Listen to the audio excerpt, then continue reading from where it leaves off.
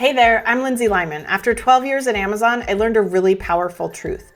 Success doesn't wait for the perfect moment. Are you telling yourself things will get better when? When the project ends? When you have a different boss? When the economy improves? The when trap keeps talented professionals stuck for years. On this podcast, we're done waiting. I'll show you how to stop postponing your success and get the salary and title you deserve now, without working crazy hours or sacrificing your sanity. If you're ready to transform your career without starting over, you're in the right place. You know that feeling when you're trying to relax at home, but your work phone is sitting on the nightstand constantly pinging with notifications? Even when you silence it, you know the emails are piling up. It's like having someone you're in a fight with sitting in the same room with you. Their presence alone is irritating and stressful, even when they're not saying anything. Here's what most people don't realize. We've created this always on work culture where being constantly available has become the norm, but it's actually making us so much less effective and more burned out. I worked at Amazon where my team was global and I was on call 24/7, yet never once did I have a leader tell me I needed to check my phone more at night or I needed to respond faster. The pressure to always being available is really something we're putting on ourselves. Now, let me explain, because I also get there is pressure when there is an emergency, when a leader or someone has asked you for something and you're not responding. So today I want to talk about how do we break up with this always on culture that feels scary. I'm going to share some reasons why your brain is really optimized to encourage you to keep checking your work email and why it feels like an emergency. And I'm going to give you some practical techniques to start learning how do you disconnect without really the career consequences. Let's say it's 9 p.m. on a Sunday and the Sunday scaries are probably kicking in and you're trying to get ready for the week ahead. Your phone probably has some notifications, you've got some work emails, and you tell yourself you'll just really quickly just check to make sure there's nothing urgent. But when you see that email from your boss with 3 follow-up questions, suddenly relaxing and enjoying your Sunday night is no longer a thing, because your brain now is spinning about how should you respond? What does this mean for tomorrow? Whether you should just knock out a quick reply right now. Like we start kind of getting anxious and panicky about it. Even though your boss probably doesn't expect you to respond until tomorrow, they've maybe even told you that, there's this urgent pressure that we feel to stay on top of things and respond. This is what I call the always on trap. We've been conditioned to believe that being responsive and available makes us valuable employees. We also, our brain likes organization and clarity. It's why they purposely put little red circles in their apps, because they know you're inclined to go and click it and clear out the circle.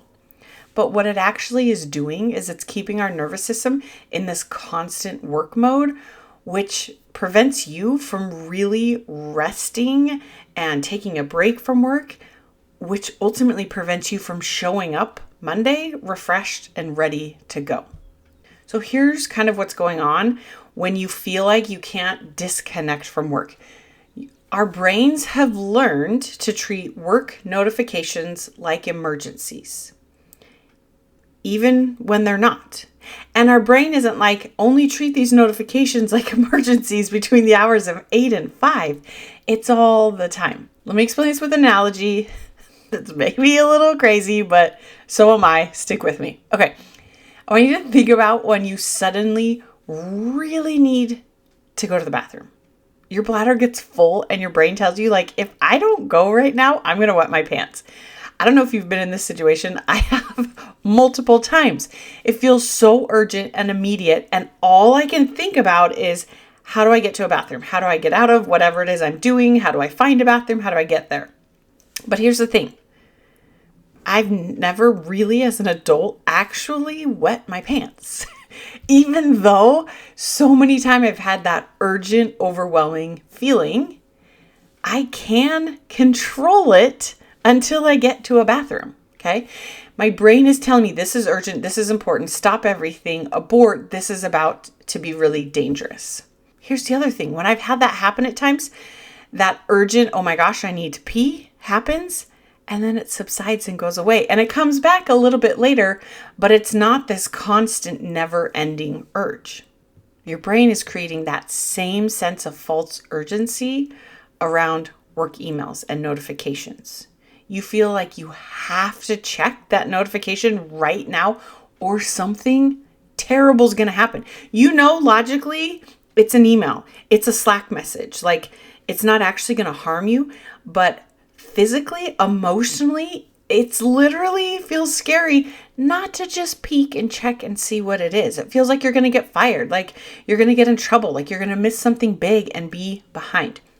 And your brain starts to hyper focus on it, creates anxiety, and it tells you this is an emergency when it's letters digitally sent to you.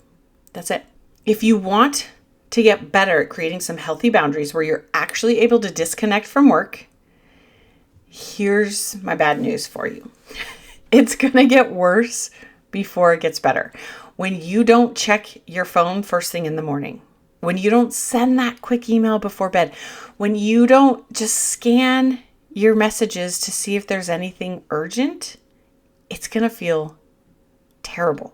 It's going to feel scary. It's going to feel like I'm missing out, like I'm going to get further behind, like I'm going to get in trouble. Your brain is going to tell you all of those reasons it's a bad idea.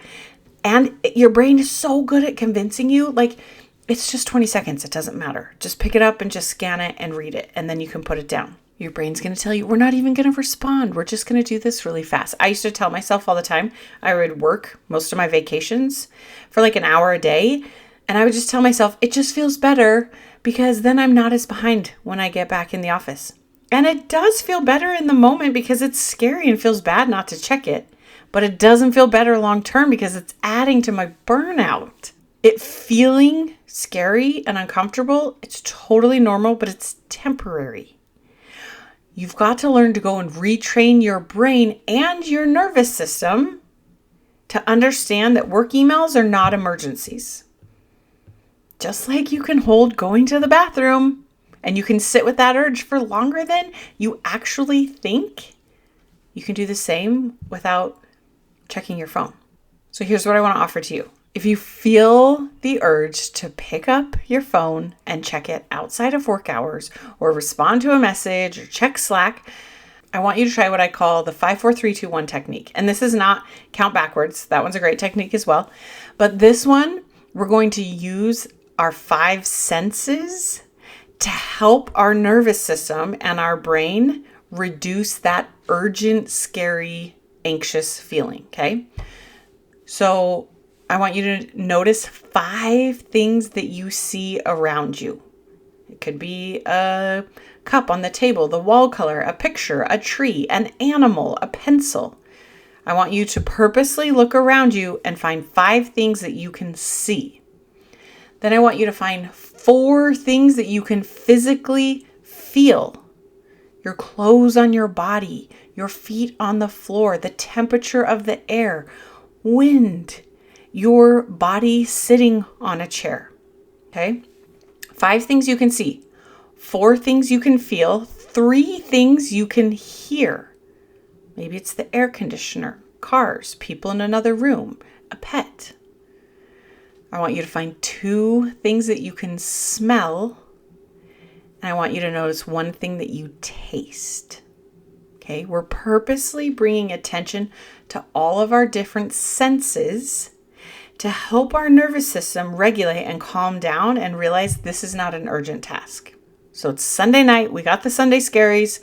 We're seeing emails pop in from our inbox. Messages are coming and going, and we feel this urge to jump in and start working. But we're trying to create some healthy boundaries so we don't get burned out because we know we deserve and need to take a break. We're going to do the 5 things. 5 things you see, 4 things you feel, 3 things you hear, 2 things you smell, 1 thing you taste. Okay? The urge will pass. Urges always do. If they didn't, they wouldn't be urgent. when you give into that urge immediately and pick up the phone, eat the thing, buy the thing, take the drugs, drink the alcohol, whatever your favorite urges of choice are, you never learn that you can survive through them. We just feel them and we immediately respond. And your brain and your body are like, well, that worked. Let's do more of that. But we want to break that practice. So to break the practice, you have to let the urge come and then you have to let it get worse before it gets better. And you got to sit in the discomfort of it. That is when your brain and your nervous system are going to start to learn this isn't actually urgent and this isn't working. Let's not keep sounding the alarm when we have red circles on our phone, when there's emails coming through at certain hours of the day. Because here's the truth about protecting your time around staying connected at work when you're not on work hours. If there is a real emergency, people will get a hold of you. I always tell people, if there really is an emergency, call me. People hate calling and talking on the phone. It's going to be a real emergency if someone calls me and I'm going to answer. Everything else can wait until the next business day. You can message me at 10 p.m. if that works for you, but I don't respond until the morning. I don't even look at it. I don't think about it. This isn't about being unresponsive. It's about being strategically responsive during work hours so that you can actually recover and show up fully present during those work hours. The most successful people aren't the ones who are always available. They are the ones who are ruthlessly prioritizing their time and know how to truly disconnect so their brains can recover and rejuvenate. They understand the to-do list, it never ends. The goal is not to get through all of it. The more successful you are, the longer your to-do list grows. Successful career employees know this, and their approach is not to try to outwork that to-do list, but it's to learn how do they allow these urgent feelings to come, because the better they get at allowing them, the less they have them, the less urgent and intense they are, and they prioritize and know the importance of rest and disconnecting from work, because when they are at work, they have a lot to do. And the more rested you are, the more successful you're going to be at doing that. So learning to manage these urges, it's not just about work-life balance. It's about training your nervous system to recognize what's actually urgent versus what just feels like a false sense of urgency. Okay, y'all, I want you to give this a try this week. Let me know how it goes. I can't wait to hear. You got this. We'll talk soon.